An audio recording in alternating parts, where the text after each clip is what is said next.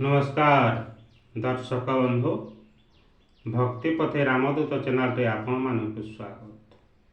आज वीडियो रे जानिबा स्त्री रोग विषय रे जावत्य स्त्री रोग यथा नाना प्रकार प्रदर रजस्राव रजशून्यता अतिरज अनियमित ऋतु बंध्या और मृतावस्था जराजु ओभारी जावत्य स्त्री दोष शास्य और लावण्यहीनता तलीपेट और अंटा वेदना एवं शूल और सूतिका इत्यादि यही औषध खाइले बंद हुए।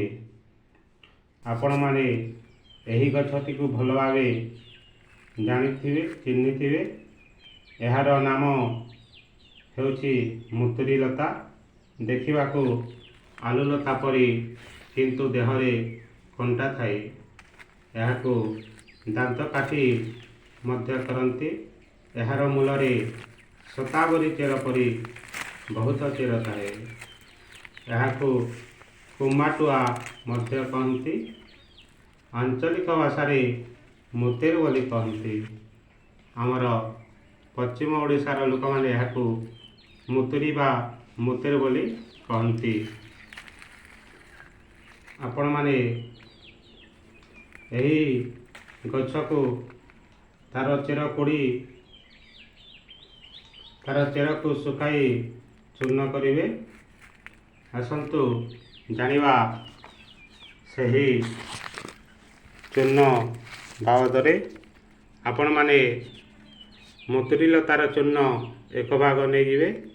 तार चेर को कुड़ी से चेर को भल भाव सफा करी ताकू सुखाई एक भाग चूर्ण करिवे। शुंठी अधा भाग गोलमरीच चूर्ण अध भाग याकू एकत्रित करी काच बा प्लास्टिक डबारे रखिब। प्रतिदिन सकाले एक चामच चूर्ण खाइब। अंत्यत 2 मास खाइबाकू हेब। बंध्या स्त्रीर पिला हेबाकू 4 मास खाइबाकू हेब।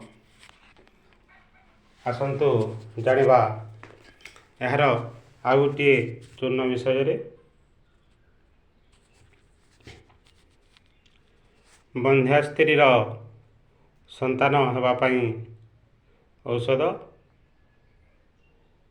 जो स्त्री को झील बा पिला हेउ न थाए ताकू बंध्या स्त्री बोली कहा जाए। सही बंध्या स्त्रीर पिला छुआ हेबा पई औषध अश्वगंधा चेर 300 ग्राम मुतुरी चेर 300 ग्राम याकू चिकण गुंड करी काच बा प्लास्टिक डबारे रखी सही गुंडरू प्रतिदिन सकाले खाली पेटरे 5 ग्राम लेखाए दिन को एकथर खाइले स्त्री मानकर बंध्या दोष दूर होई जननी हेबार सौभाग्य पाई थाए। आपण माने ए वीडियो देखुचंती भक्ति पथे रामदूत चैनल रे। आम चैनल को नुआ आसीथिले चैनल को सब्सक्राइब करंतु। वीडियो टी भल लागिले वीडियो को लाइक करंतु। नमस्कार।